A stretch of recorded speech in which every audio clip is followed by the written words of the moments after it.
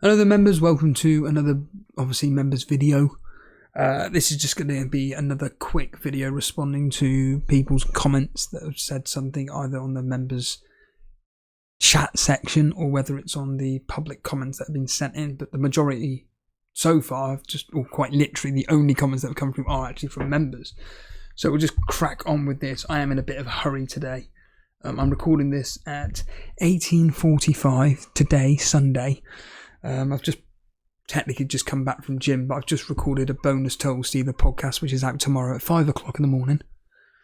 And then, I'm just quickly going to record this because tomorrow, myself and Jason and probably Dan as well are going to be doing a stream where we're just going to look at the mini leagues and just chat shit and all that nonsense. Because I only found out the other day that the individual that's top of the Rivals League is Danny91 in the Discord. So, and I looked at his team and I'm thinking, how the fuck is he number one with that sack of shite? But yeah, let's just crack on with it. This is all going to go in chronological order. It's exactly the order they've come in, rather than going the other way round. So Haxlet's saying here, Steve-O, I'm a member and pay £2 a month for Elite FPL. I expect a daily video. Wink, wink. Just had to listen to your podcast on Amazon. Some crazies out there, mate. What do you make of Haaland's so-called injury? Have a good weekend. I just think it's just an international injury. I think obviously we're going to get more news as we approach next week, especially their game that kicks off against Liverpool on the lunchtime on Saturday. I don't think there's anything to read into it, to be honest with you. If it was serious, we'd have known about it already. You could apply that with any injury, to be honest with you. When something's serious, you'll know about it. It happens in the world of wrestling. In the world of wrestling, it's ironic that when someone's fake injured, you always hear about it, but when they're actually genuinely injured, you don't hear anything about it. Whereas in the world of football, when someone's really injured, you hear about it, but when they're you will not hear a thing until closer to the time. So I personally think that a bit like with the Maddison injury, to be honest with you, we were hearing nothing and nothing and nothing, and then all of a sudden, like, what was it, a day before the deadline? Or the day before the Tottenham game against Wolves, we heard that Maddison is going to be out till December. In fact, fuck that, out until January. So I think that if it's anything serious, we'd have heard already about it. It's nothing serious. I wouldn't worry about it. Without wishing injury on players, I kind of wish he was out, but ironically, I would then just go out and buy Watkins. So Watkins would be my Haaland replacement.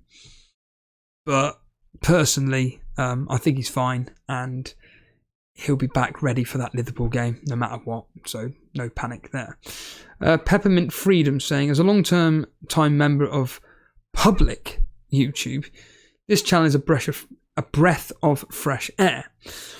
Reminds me of the glory days of YouTube, before monetization ruined it and the wider internet. That DIY, be yourself ethos is not something that's ever coming back, sadly.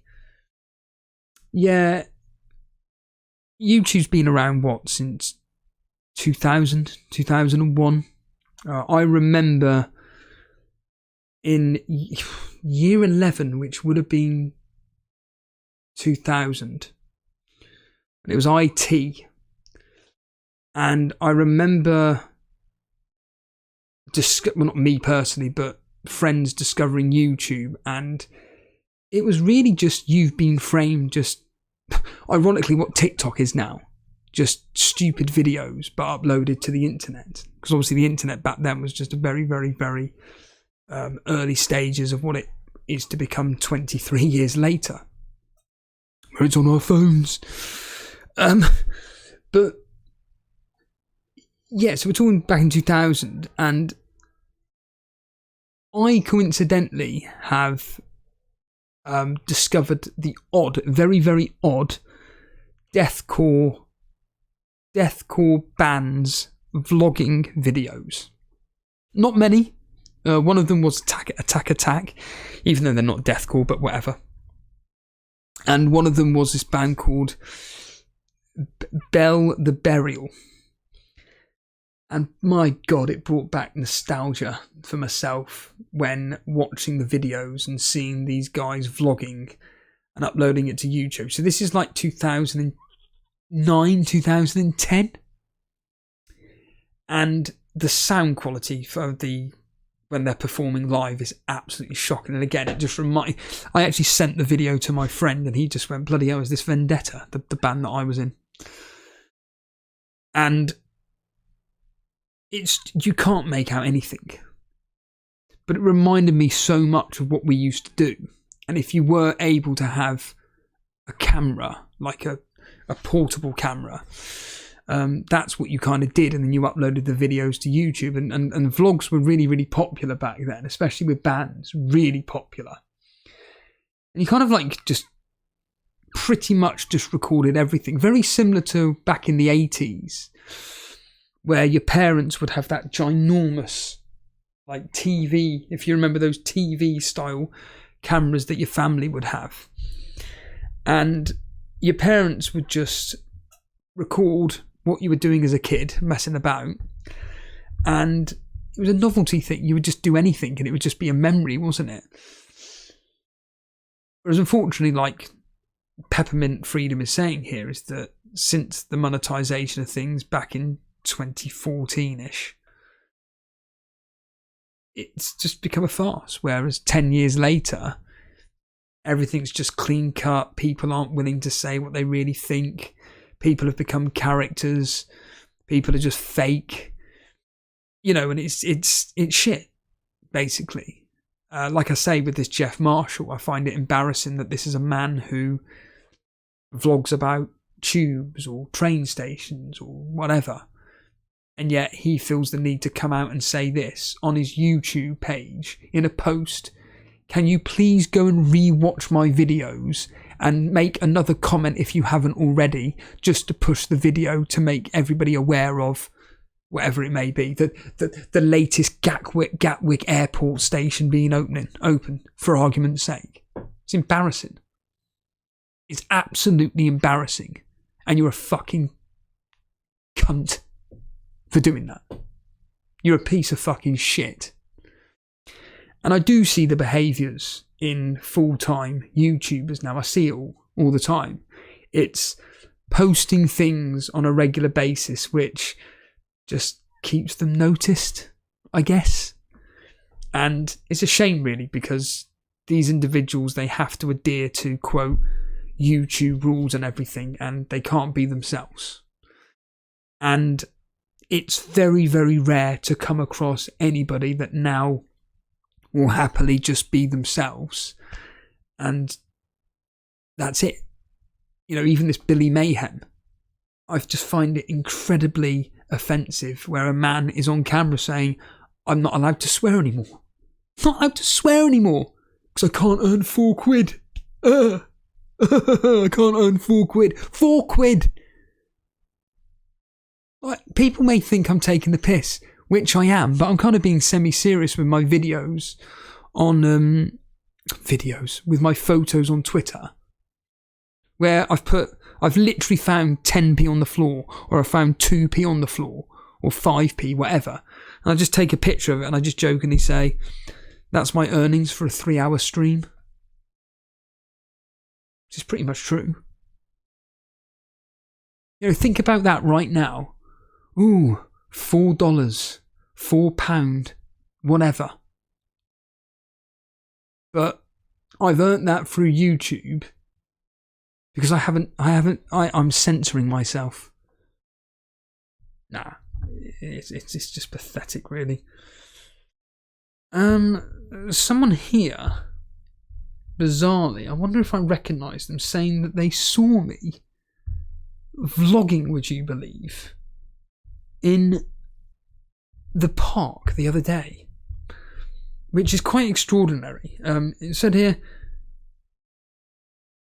oh, sorry, I read that wrong. My apologies. Oh, That's embarrassing. I thought it said I didn't see the if. Okay, he says here, if I saw you walking around my local park vlogging, I wouldn't think in a million years it was about FPL. Good vid, Steve. Steve Elful. You have interesting thoughts, keep sharing them. Yeah, I thought it said, I saw you walking around my local park. How embarrassing. How embarrassing.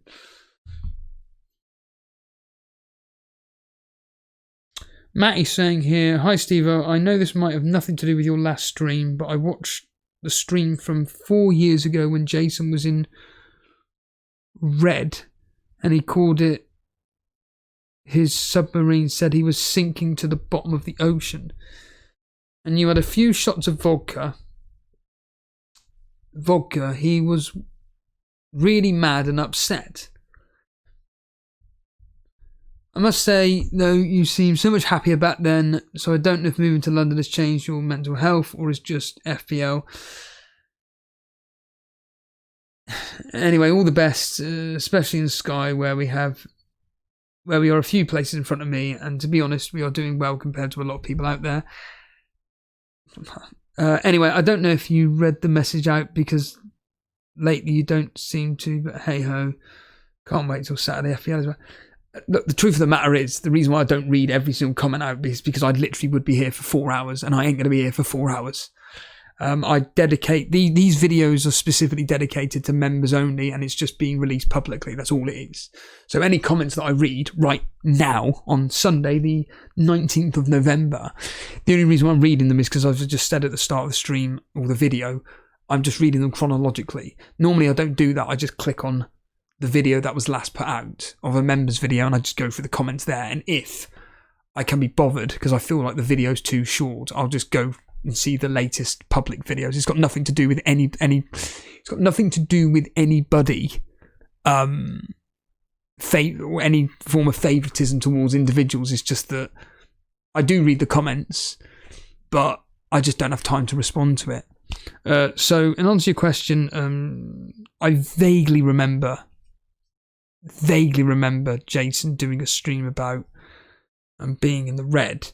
But regarding being so much happier back then, and I don't know if moving to London has changed your mental health, this is 4 years ago. And without going over the same line, coronavirus didn't exist. Oh, shit. Just said coronavirus. Oh, shouldn't say that. Got to censor myself. Coronavirus. When coronavirus was around, or before coronavirus, legitimately, and this is not just me saying this is other independent people that have said this, London was great. London was brilliant.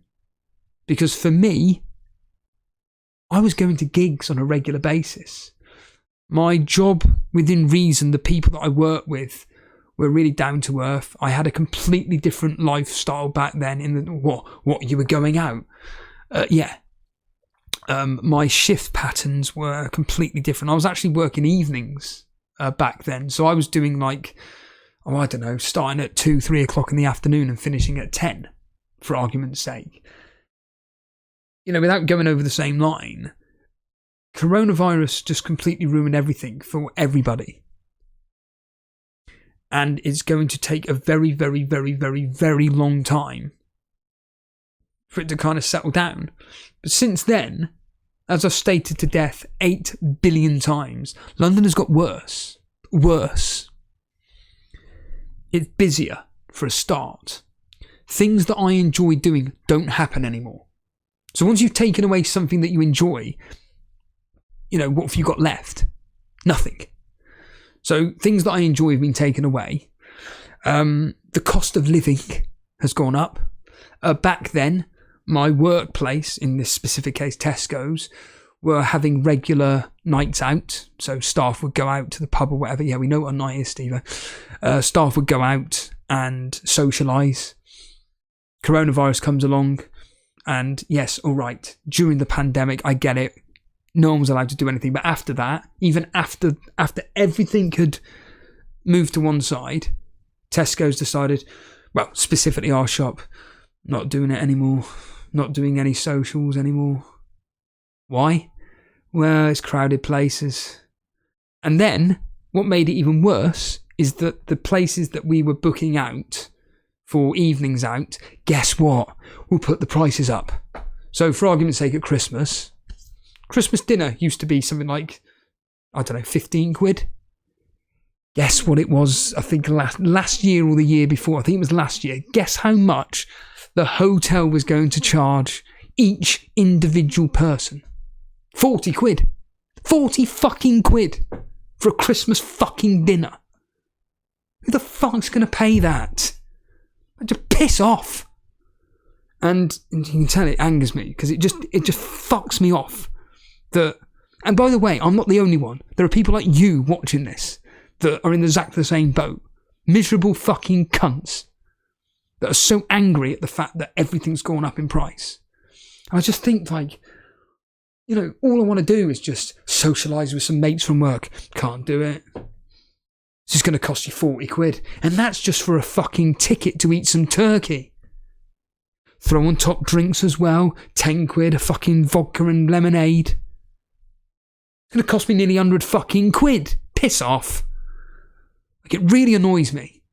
And, yeah, don't get me wrong. Like, the channel, I've stated this a billion times. When doing Elite FPL back then, Jason had a different life. Dan had a different life. I had a different life. Things have changed. Across the last 4 years, things have changed where Jason's work lifestyle has completely changed. Mine has definitely changed. And Dan is just, no disrespect to the guy, but it's just non-existent. It's only by pure luck that we're able to do something with him, like tomorrow evening as an example, we're able to do something. But things have changed for the worse, and you could argue some of it can be for the better. You know, when it comes to actually talking about FPL or whatever, as I've discussed to death, like, this channel has evolved in a way in which people like yourself right now are asking questions nothing to do with FPL. You're just asking a bloke behind the camera what they think about whatever it may be, or you're making a statement about something and I'll have something to say about it. And look, when you're doing the amount of videos / content that we're doing, and as I've said, I've got a problem. I'm an alcoholic. Or more specifically, I am addicted to creating content, and it's I accept that is a problem. I'll be completely frank with you. I felt that I needed to do this video because I'm just bored out of my fucking mind. And it's like, well, what can I do instead? May as well just do a video. Fuck it. There'll be some poor bastard that watches it. And the reality is like I said, with various things over the past, like, forget the past 4 years, the last year that's been in my life. You know, at the start of the year, between January and May, June time, all I was doing was overnight work. You know, I hated my Tesco job. I fucking hated it. I hated the shift leader job. Couldn't stand it. And it was just ruining me, as I've stated a billion times on the videos that I've done. It's just ruined me, that did. And then after a period of time of waiting to do a transfer to do the Tesco's driving, doing that for 5 weeks turned out to be one of the worst decisions I ever made. And then during that period, I was still waiting for my application for the NHS to go through, which it did. And then I was accepted to join. And then when was it? When did I start? August time, this job that I'm in now. And it has taken me, as I stated the other day, my brother thinks I've got post-traumatic stress from the Tesco's job, both of them, whether it's the shop floor stuff or the driving stuff. Yeah, someone's going to be listening to this going, a bit melodramatic, isn't it? Bit dramatic, isn't it? Evening, Cassandra. What's that reference? You must be Eddie. JD's son. You must be Harry. Sorry, didn't know your father. Don't worry, you might just meet him the way you're going. But yeah, I'm suffering from, it's obvious, from post-traumatic stress from this, and every time I'm going into work, I'm just thinking about Tesco. Even today when I went into work. And I'm like clocking in, and it's like, right, gotta work. And it's like, Steve-O, you're waiting for 2 individuals to turn up to then drive to Kingston to do some clearing of tables and chairs. Calm the fuck down. Yeah, but what if I'm seen not to be working? What the fuck's going to happen then? Because it's just constantly in my mind that I'm going to get a bollocking for not doing anything. And then the second my 2 colleagues arrive, it's like, right, let's go. Let's get in the truck, let's move. And my colleague quite rightly was like, all right, Steve-O, just calm down. Like, I just want to get through the door first. Because none of them are used to someone like me. People have genuinely said to me, like, fucking hell, mate, like, you're like one of the hardest workers we've ever come across. You'll just go. It's because I'm so used to working so fucking hard. And for having a manager constantly on my back for 16 years.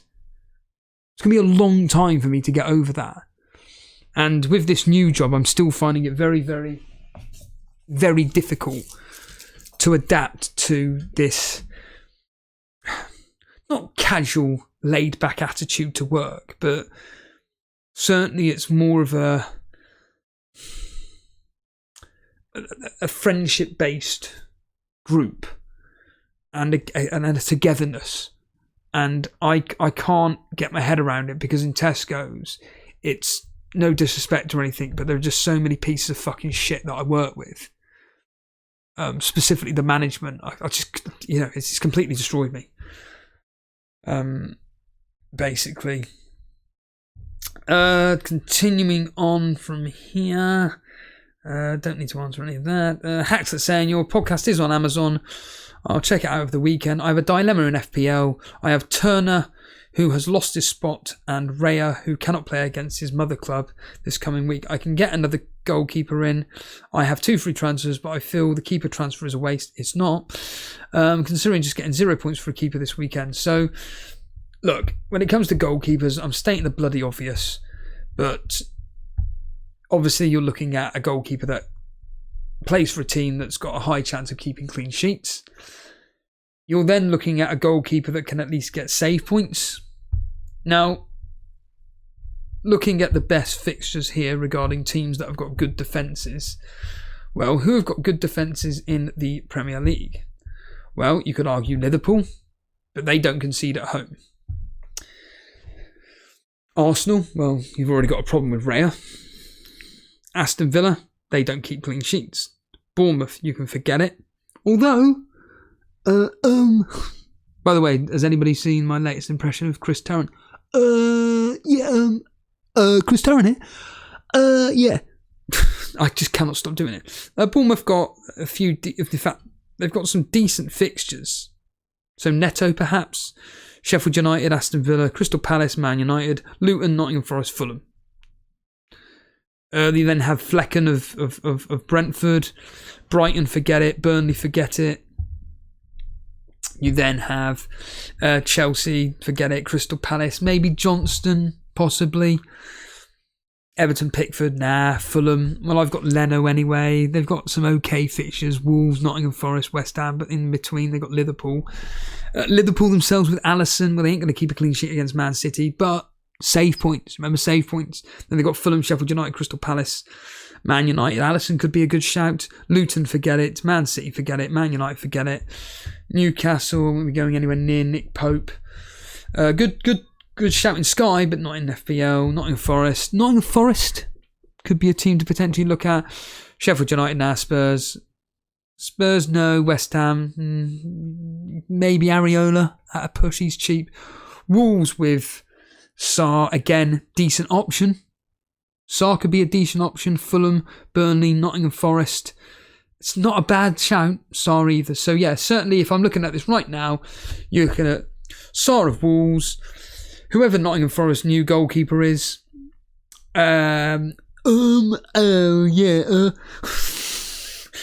Alisson, Leno, Johnston, and Flecken and Neto of Bournemouth. They're the 7 that I'd probably go with, really, looking at that there. Just quickly continuing here with some of the messages regarding Scotland Investor saying, I will say that the Monday Fulham versus Wolves game is a fixture which is a differential in Sky. It's unappealing, but I might wait till Sunday night after everyone has played, then take a punt on a Fulham defender just for that captaincy feel, then switch him out for the following game week. It's either a wasted transfer or a nice 20-point boost with a home win and a clean sheet. It ain't happening, Scotland Invest. I'm sorry to say this, but Fulham are not keeping, or Wolves aren't keeping a clean sheet in that. I think that game's got 1-1. 2-1 either way, written all over it, awful. Calvin, FPL Penguin, made a point here where I said I'm going to do an impression of this. He says here, I will give this a proper listen while I drink my coffee on my daily walk. And I said, when I respond to this tomorrow, I will do my coffee impression. It's quite simply this. I love coffee. Yeah. Just everybody is like, I need coffee. Please, I need coffee to boost my energy. It's just embarrassing, really. Just quickly here with Matty saying here, these are the last few comments. Saying here, just bloody hell, what is going on here? With gambling, whatever format it was, whether it was horses, dogs, fruit machines, scratch cards, but I had a gambling addiction, and that's what you probably see in betting shops when you see somebody put 50 quid in the fruit machine. I'm just glad I'm not like that anymore, because I wouldn't have the money I have if it wasn't for me stopping gambling. Look, regarding gambling, it's a subject matter. Look, I can only talk from an anecdotal point of view. I just do it for fun. I do it to bet on the players that Jason's either brought in or just popular fantasy football assets. That's it. Or assets, more specifically, I don't own that are popular. And I'll just bet on them. That's it. Yes, obviously, there is a very, very serious problem with a lot of people. And look, there are places to seek help with it. And it's down to the individual themselves if they feel the need to seek that help. Let's not mess about here. It's down to those people that know they've got a problem or need to acknowledge that they've got a problem first, and then they seek the help that they require. Then there are people out there that are quite literally willing to, spend as much money as they bloody want on various things. Anyway, I'm going to leave it there. Let's get the hell out of here. It's a quick video today. It's less than half an hour, a bit like the Total Steeler podcast, to be honest with you.